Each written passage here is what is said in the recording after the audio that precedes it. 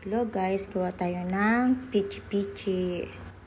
Ayan, bumili na ako ng niyog at ayan na, nahugasan ko na siya at natapos ko na siyang balatan kanina.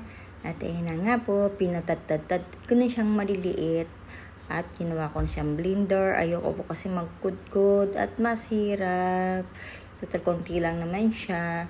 At akin lang naman ay merienda. At ayan na nga, natapos ko na siyang blender at akin sinala ng 30 minutes habang nagkukudkod ako ng niyog.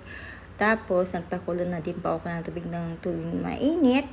At ayan na nga po, nilagyan ko na ng tika yan. At ayan, dalawang kulay lang ginawa ko, puti at green. At habang ginawa ko yung kanina, naiit na pang tubig para isalang ko na lang siya ng 45 minutes po siya isasalang ko. At hanguin na din ng yan na mamaya. At konting kimbot, makikita nyo na ang aking homemade pichi-pichi. Pang merienda ko lang naman po yan. Salamat po!